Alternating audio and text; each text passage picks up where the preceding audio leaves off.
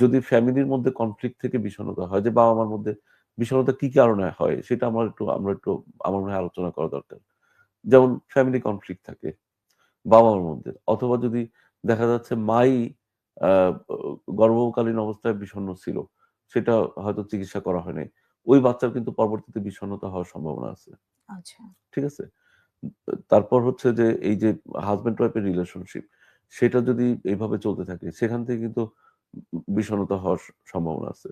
তারপর তার বিভিন্ন কোপিং স্কিল, সোশ্যাল স্কিল, সেগুলো যদি ডেভেলপ না করে, যে বয়সে যেটা শেখার কথা, যে বয়সে যেটা করতে পারার কথা, সেটা যদি সে বয়সে সে করতে না পারে, সেটা আর্থিক প্রতিবন্ধকতা হোক, সামাজিক প্রতিবন্ধকতা হোক, বা তার পারিবারিক প্রতিবন্ধকতা হোক, সেই জায়গাগুলোকে খেয়াল করতে হবে যেন এই প্রতিবন্ধকতা দূর করে দেওয়া কাজটা কিন্তু অভিভাবকের। সবটা যদি আমি নাও পারি, কিছু জিনিস তো পারি। আমার হয়তো আর্থিক সামর্থ্য নাই, তাই আমি ওইটা পারতেছি না, কিন্তু কাছাকাছি একটা কিছু তো পারি।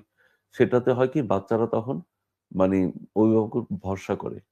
কিন্তু অনেক অভিভাবক হয় কি, অ্যাভয়েড করে যায়, যে আমি পারবো না, থাকে এই জিনিসটা বলবোই না, বা এই মন খারাপ বলে কিছু নাই।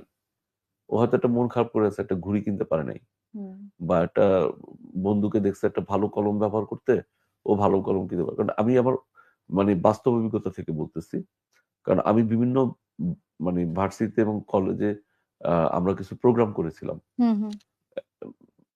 আমাদের বাংলাদেশ থেরাপিউটিক অ্যাসোসিয়েশনের পক্ষ থেকে। তো সেই জায়গা থেকে আমরা দেখছি যে ওদের রেসপন্সটা যখন আমরা শুনলাম, এমন একটা কলেজে গেলাম যেখানে বেশিরভাগই হচ্ছে নিম্ন মধ্যবিত্ত ছেলেমেয়েরা পড়ে।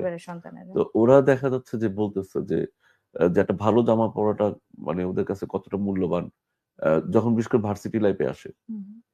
একটা ভালো কলম ব্যবহার করা, একটা ভালো ঘড়ি পড়তে পারাটা, তো ওটার জন্যই মন খারাপ করতেছে। আর তখন আমি যদি ডিনায়াল থাকে অভিভাবকের, যে আমি কিনেও দিতে পারবো না, কিন্তু ওকে বলতেও দেবো না, ওর কথাও শুনবো না, তখন কি হয়, ডিসরেসপেক্টেড হয় ওই বাচ্চাটা, এবং ওই ডিসরেসপেক্টের জন্য ও আরেকটা মাত্রায় কষ্ট পায়। একে তো হচ্ছে ওই বস্তুটা পাচ্ছে না, আর দ্বিতীয় হচ্ছে যে ওর বিষয়টা কেউ শুনলো না, তখন ওর মধ্যে ওই চেতনাটা তৈরি হয় না, তখন ওর ওই বিষণ্ণতাটা চলে আসে।